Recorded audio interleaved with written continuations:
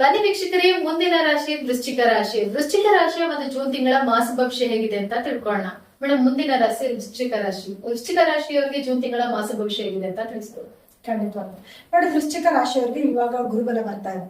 So ಹಾಗಾಗಿ ಏನಿಷ್ಟು ದಿವಸ ಕಷ್ಟಗಳಿತ್ತು ನೋಡಿ, ಆಲ್ಮೋಸ್ಟ್ ವೃಶ್ಚಿಕ ರಾಶಿಯವರಿಗೆ ಏನೋ ಒಂದು ರೀತಿಯಲ್ಲಿ ಸಂಕಟ ಕಷ್ಟ ಅನ್ನೋದು ಜೀವನ ಪರ್ಯಂತ ಒಂದಾದ್ಮೇಲೆ ಒಂದನ್ನೋದಂತೂ ಇದ್ದೇ ಇರುತ್ತೆ. ಅದು ಕಾಮನ್.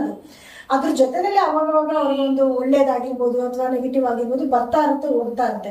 ಸೊ ಈಗ ಗುರುಬಲ ಬರ್ತಾ ಇರೋದ್ರಿಂದ ಅವರೆಲ್ಲ ತುಂಬಾ ಖುಷಿ ಪಡ್ಬೇಕಾಗಿರುವಂತ ವಿಷಯ. ಯಾಕೆ ಅಂತಂದ್ರೆ ಇವರಿಗೆ 9ನೇ ಮನೆಗೆ ಬರ್ತಾ ಇದ್ದಾರೆ. 9ನೇ ಮನೆಗೆ ಬರ್ತಾ ಇರೋದ್ರಿಂದ ತನ್ನ 5ನೇ ದೃಷ್ಟಿಯಿಂದ ನೇರವಾಗಿ ವೃಶ್ಚಿಕ ರಾಶಿನೇ ನೋಡೋದ್ರಿಂದ ಗುರುಬಲ ಬಂದಿರುತ್ತೆ. ಸೊ ಯಾರೆಲ್ಲ ಮದ್ವೆ ಹುಡುಕಾಡ್ತಾ ಇದ್ರು ಅವ್ರಿಗೆಲ್ಲ ಮದ್ವೆ ಯೋಗ ಕೂಡ ಬರುವಂತದ್ದು, ಅಥವಾ ಮನೆಯಲ್ಲಿ ಶುಭ ಕಾರ್ಯಗಳಾಗುವಂಥದ್ದು, ಒಳ್ಳೊಳ್ಳೆ ಕೆಲಸಗಳನ್ನ ಈ ಸಮಯದಲ್ಲಿ ಇವ್ರು ಮಾಡ್ಕೊಂತ ಹೋಗ್ತಾರೆ. ಎರಡನೇದು, ಇವರಿಗೆ 3ನೇ ಮನೆ ಮೇಲೆ ಗುರುದೃಷ್ಟಿ ಇದೆ ಮತ್ತು 5ನೇ ಮನೆ ಮೇಲೆ ಗುರುದೃಷ್ಟಿ ಇದೆ. ಗಂಡ ಹೆಂಡತಿ ಮಧ್ಯದಲ್ಲಿ ಒಂದು ಒಳ್ಳೆ ಬಾಂಡೇಜ್ ಚೆನ್ನಾಗಿ ಕ್ರಿಯೇಟ್ ಆಗುತ್ತೆ, ಮತ್ತೆ ಪ್ರೀತಿ ವಿಶ್ವಾಸ ಜಾಸ್ತಿ ಆಗುತ್ತೆ. ಪ್ರೇಮಿಗಳಾರಾದ್ರೂ ಇದ್ರು ಅಂತಂದ್ರೆ ಅವ್ರ ಮಧ್ಯದಲ್ಲೂ ಕೂಡ ಒಳ್ಳೆ ಬಾಂಡೇಜ್ ಚೆನ್ನಾಗಿ ಕ್ರಿಯೇಟ್ ಆಗುತ್ತೆ. ಜೊತೆಗೆ ಸ್ವಲ್ಪ ಧೈರ್ಯ ಜಾಸ್ತಿ ಆಗುತ್ತೆ, ಏನಾದ್ರು ಕೆಲಸ ಮಾಡೋದಕ್ಕೆ ಮುನ್ನುಗ್ಗಿ ಹೋಗ್ತಾರೆ. ಒಳ್ಳೊಳ್ಳೆ ಸ್ನೇಹಿತರ ಭೇಟಿಗಳು ಕೂಡ ಆಗುತ್ತೆ. ಸೊ ಎಲ್ಲಾ ರೀತಿಯಿಂದಲೂ ಒಂದ್ ಸ್ವಲ್ಪ ಚೆನ್ನಾಗೇ ಇದೆ.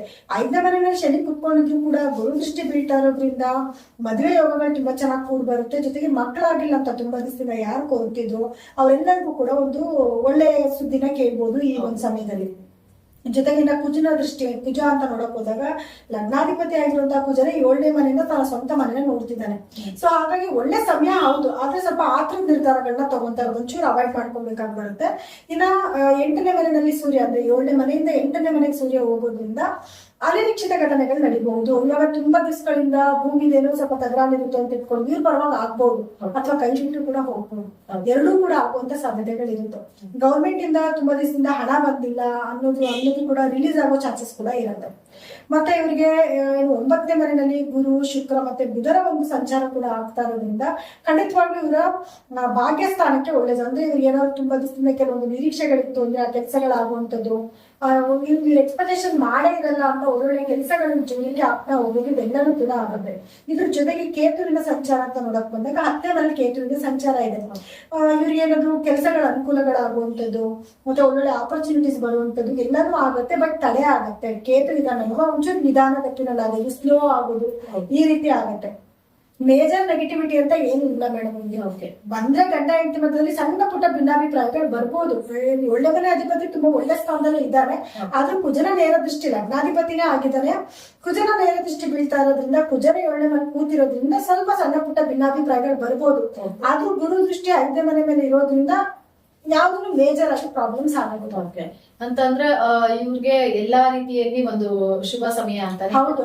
ಹಾಗೆ ಸಣ್ಣ ಪುಟ್ಟ ಸಮಸ್ಯೆಗಳನ್ನು ನಾವು ಅದನ್ನ ನೆಗ್ಲೆಕ್ಟ್ ಮಾಡಬಾರ್ದು ಅಂತ ಹೇಳ್ತಾರೆ. ಸೊ ಹಾಗಿದ್ರೆ ಈ ಒಂದು ಸಣ್ಣ ಸಮಸ್ಯೆಗಳಿಗೆ ಪರಿಹಾರ ಮಾಡ್ಕೋಬೇಕಂದ್ರೆ ಯಾವ ರೀತಿ ನೋಡಿ, ಮೊದಲನೇದಾಗಿ ಇವ್ರಿಗೆ ಲಗ್ನಾಧಿಪತಿ ಕುಜನೇ ಆಗಿರೋದ್ರಿಂದ ಸುಬ್ರಹ್ಮಣ್ಯನ ಆರಾಧನೆ ಜಾಸ್ತಿ ಮಾಡ್ಬೇಕು.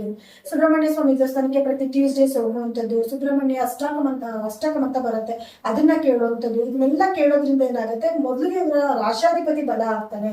ಜೊತೆಗೆ ಆಂಜನೇಯನ ಸ್ಮರಣೆ ಮಾಡುವಂಥದ್ದು ಅಂದ್ರೆ ಹನುಮಾನ್ ಚಾಲಿಸ ಕೇಳುವಂಥದ್ದು ಅಥವಾ ಹನುಮಂತನ ಯಾವುದೇ ಮಂತ್ರಗಳನ್ನ ಕೇಳೋದು ಕೂಡ ಇವರಿಗೆ ತುಂಬಾ ಬಲ ತಗೊಂಡು ಕೊಡುತ್ತೆ. ಜೊತೆಗೆ ಸೂರ್ಯನಿಗೆ ಇವರು ಅರ್ಘ್ಯ ಕೊಡ್ಬೇಕಾಗುತ್ತೆ. ಪ್ರತಿ ದಿನವೂ ಕೂಡ ಸೂರ್ಯೋದಯಕ್ಕೆ ಮುಂಚೆ ಇದ್ದು ಸೂರ್ಯನಿಗೆ ಅರ್ಘ್ಯ ಕೊಟ್ಟು ಆದಿತ್ಯ ಹೃದಯ ಪಾರಾಯಣ ಮಾಡೋದ್ರಿಂದ ಕೂಡ ಅವರಿಗೆ ಇನ್ನು ಕೆಲವು ಶುಭ ಸುದ್ದಿಗಳನ್ನ ಕೇಳ್ಬೋದು.